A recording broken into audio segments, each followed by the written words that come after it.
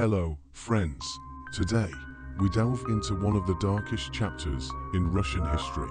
The story of Andrei Chikatilo, known as the Rostov Monster. If you're into mysterious tales, don't forget to subscribe to our channel and hit the like button. Andrei Chikatilo was born in an era of war and famine. What dark shadows of the past left an impact on his psyche? We'll explore his tragic childhood and the early signs of psychological struggles.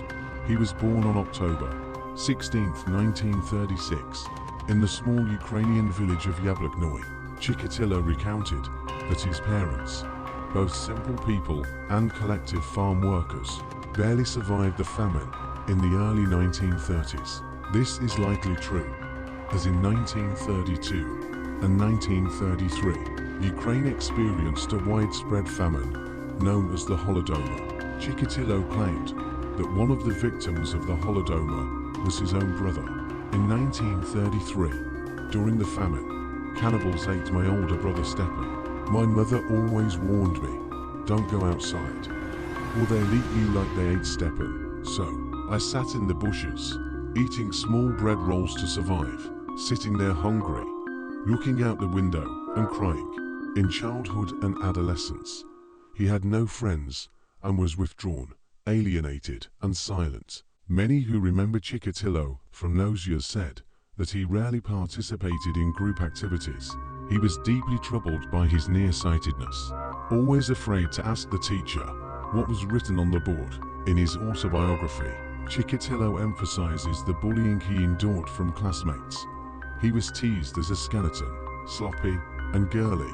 He wrote about it, saying, "Tears of humiliation choked me throughout my life. I was even ashamed that I came into this world."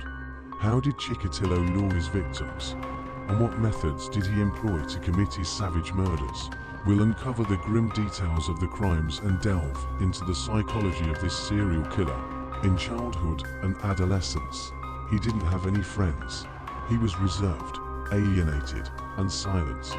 Many who remember Chikatilo from those years said that he rarely participated in group activities. He was deeply troubled by his nearsightedness, always afraid to ask the teacher what was written on the board. In his autobiography, Chikatilo emphasizes the bullying he endured from classmates. He was teased as a skeleton, sloppy and girly. He wrote about it, saying, "Tears of humiliation choked me throughout my life. I was even ashamed that I came into this world." That's when the first murder happened. At the end of December 1978, Chikatilo strangled a second grader, and afterwards, he raped the child's body and slashed its abdomen with a knife. People remembered seeing the schoolgirl with a man strongly resembling the owner of a small, makeshift hut. Chikatilo became a suspect, but not for long.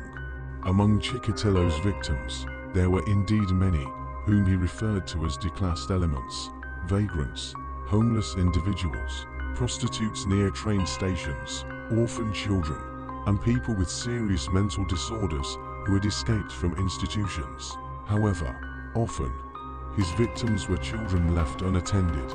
He would approach each one, offering sweets, volunteering to help or accompany them. Before attacking, Chikatilo would walk with the victim for 1.5 to 5 kilometers. This allowed him to assess the situation and eliminate potential witnesses. More than half of his murders were committed in the vicinity of the railway. The cries for help were drowned out by the sounds of passing trains and electric trains.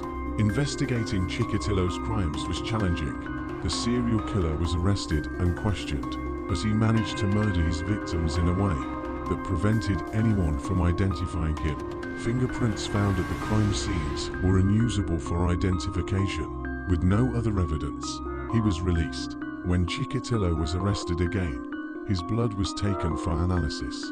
The blood type turned out to be type 2, while the sperm group found on the body of one of the victims was type 4. As a result, the detained individual was released. Later, after the serial killer was finally arrested, discussions arose about his rare physiological feature, having different blood types in blood and bodily secretions. However, it turned out to be a false sensation. The analysis of the sperm on the victim was conducted with contaminated reagents, leading to an incorrect result. What led to Chikatilo's arrest?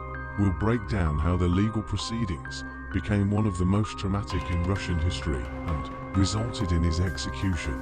On November 20th, 1990, in Novocherkassk, a 54-year-old serial killer, Andrei Chikatilo, who had been active for over a decade in cities across the Rostov region, Ukraine, Moscow suburbs, and other regions, was arrested. He was charged with 36 deliberate and particularly cruel murders. Chikatilo himself admitted to 53 episodes. Later, the first murder, attributed to him, was excluded from the verdict due to lack of evidence. This murder took place in 1978, and another suspect, Alexander Kravchenko, was executed for it. However, investigators did not rule out that Chikatilo might have been responsible for the deaths of a total of 65 people. The killer sexually assaulted his victims, mocking some of the corpses. For still living individuals, Chikatilo would mutilate genital organs, breasts, and tongues, intending to later consume them. After the initial interrogations, Chikatilo was placed in the KGB investigative isolation ward in Rostov-on-Don. In the first days of the investigation, he adamantly denied his involvement in the murders. The breakthrough in breaking the maniac came with the help of psychiatrist Alexander Bukhanovsky. Law enforcement sought his assistance on November 29th. There were 220 volumes of criminal case files. The trial of Chikatilo began on April 14, 1992. At 10 o'clock in the building of the Rostov City Court, the serial killer attempted to retract his statements, claiming that during the investigation, they were forced upon him in bulk, and he mistakenly signed them. In court, Chikatilo portrayed insanity. He shouted, insulted the judges, the prosecutor, and those present in the courtroom, and exposed his genitalia. When determining the punishment for Chikatilo, despite any mitigating circumstances, and considering the monstrous crimes he committed, the judicial panel cannot but impose upon him the only penalty he deserves, the ultimate measure, stated the court decision. The execution took place on February 14, 1994. On the day of Chikatilo's execution, in the Rostov region, the temperature was 17 degrees below 0 Celsius. The maniac was transported from the prison in a UAZ, a type of Russian off-road vehicle. He was taken without a hat and in handcuffs, with guards holding him on each side. What psychological factors could have influenced the formation of Chikatilo's brutal nature? We'll also explore the methods he used to approach his victims. The key role in capturing Chikatilo was played by the psychological profile compiled by psychiatrist Alexander Bukhanovsky. It included a detailed description of the criminal's personality, his presumed age, physique, marital status, personality traits, and even possible illnesses. The document comprised 85 pages of typewritten text, and perhaps reading it in full would be interesting only to people with specific education or profession. Therefore, there is no point in detailing it in this article. Height of 170 centimeters or above. Age between 45 and 50 years. He was a man with a sthenic physique, characterized by long and slender limbs, a narrow chest, an elongated face, a long neck, a hunched posture, and pale, thin skin. Physically, he was above average in strength, but nothing outstanding. Judging by the nature of the committed crimes, the maniac had a clear plan for executing his intentions. The completed murders demonstrate that he sufficiently controlled the situation, showed foresight, and exercised caution. All of this rules out the impulsive nature of the crime and informs us about an intentional and conscious desire to deprive a person of life with particular cruelty. A premeditated crime plan yields good results and eventually turns into a system that operates for years. With these facts, we conclude our investigation into the dark legend of Chikatilo. If you enjoyed the content, subscribe to the channel, give it a like, and share your thoughts in the comments. Remember that such stories help us better understand the dark sides of the human psyche. Thank you for watching, and until the next encounter.